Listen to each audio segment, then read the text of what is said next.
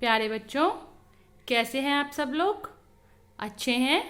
देखिए, आपकी जो किताब है आकृति, जिसमें हमने पाठ 14 का पाठन किया, पाठ 14 जलेबी, जो कि एक कविता है। आज हम इसका भाषा ज्ञान करेंगे। तो चलिए शुरू करते हैं। देखिए, प्रश्न संख्या 7, विलोम शब्द लिखो। अब आप विलोम शब्द जानते हो ना, वो शब्द जो हमें किसी भी शब्द का विपरीतार्थक अर्थ देते हैं, यानी कि किसी भी शब्द का उल्टा अर्थ। तो देखिए, पहला है यहाँ आना। अब जब हम आना का उल्टा करेंगे तो क्या आएगा? जाना। तो हम यहाँ लिखेंगे जाना। उसी तरह यहाँ देखिए हाथ, हाथ का क्या हो जाएगा? पैर। तो हम यहाँ पैर लिख देंगे। बाकी की जो है वो आप खुद करोगे, ठीक है।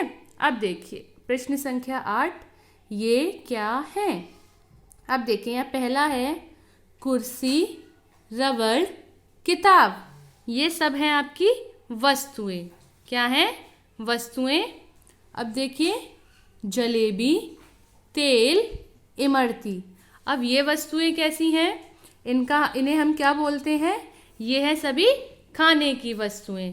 देखिए जलेबी और इमरती तो एक मिठाई हो गई, और तेल जो है, तेल के द्वारा हम सब्जी बनाते हैं। तो ये क्या हो गई? खाने की वस्तुएं। तो यहाँ हम लिखेंगे खाने की वस्तुएं। उसी तरह हाथ, मुंह, पेट, ये सब क्या है? ये है हमारे अंग। क्या है? अंग। अब देखिए प्रश्न संख्या 9, देखो, समझो और लिखो। यहाँ बेटा देखिए, जैसे कि आपका पहला शब्द है शिकार, तो यहाँ शिकार का वर्ण विच्छेद हुआ है। देखिए श, यहाँ पर देखिए श के नीचे एक हलंत लगा हुआ है। इसको हम हलंत बोलते हैं, जिसे लगाने के बाद कोई भी वर्ण आधा हो जाता है। कैसा?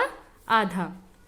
देखिए यहाँ आधा नहीं है, क्योंकि श पर ई की मात्रा है।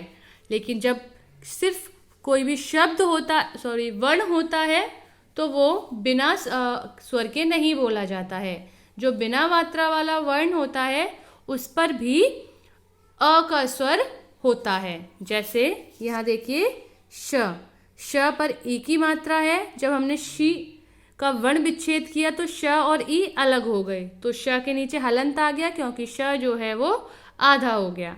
उसके बाद ई, क्योंकि ई की मात्रा है। फिर क, देखिए का है यहाँ, तो क के नीचे भी हलंत। अब देखिए यहाँ हलंत नहीं है, क्योंकि का के ऊपर आ की मात्रा है। लेकिन यहाँ जब हम इसने मात्रा को अलग कर दिया, तो ये रह गया सिर्फ आधा क। आ, उसके बाद देखिए रा। यहाँ रा पर कोई भी मात्रा नहीं है। जैसा कि अभी आपको बताया था, जिस वर्ण पर कोई भी मात्रा नहीं होती, वो वर्ण आधा होता है, और जिस पर कोई मात्रा नहीं होती, उस पर अ का स्वर होता है। तो देखिए रा के नीचे हलंत, इस पर कोई स्वर नहीं है, इसलिए ये किसके द्वारा बोला जाता है? अ के द्वारा। तो हमने इसके लिए लिखा आ। अब चलिए देखिए दूसरा शब्द है आपका जलेबी। जलेबी शब्द का वर्ण विच्छेद करते हैं। देखिए पहले आ गया आपका ज, ज के नीचे हलंत।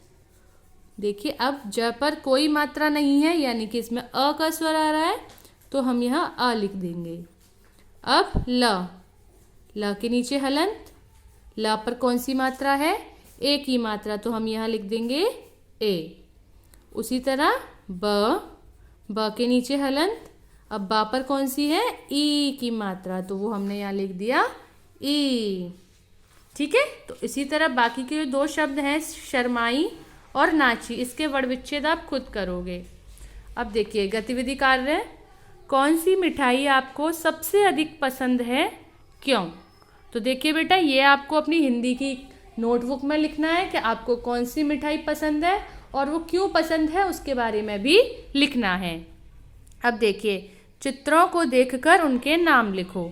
अब यहाँ पर कुछ मिठाइयाँ हैं, आपको इनको पहचानना है और उसके नाम जो है यहाँ पर लिखने हैं। जैसे ये क्या है?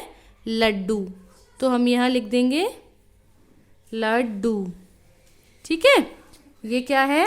इमरती, तो देखिए हमने यहाँ लिखा इमरती, ये क्या है, और ये क्या है, बर्फी।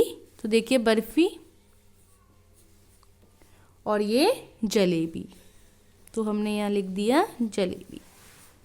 ठीक है, तो अब आपका गृह कार्य ये है, आपको प्रश्न संख्या 77 पर प्रश्न संख्या 7, 8, 9 और गतिविधि कार्य अपनी किताब में ही करनी है। ठीक है बेटा।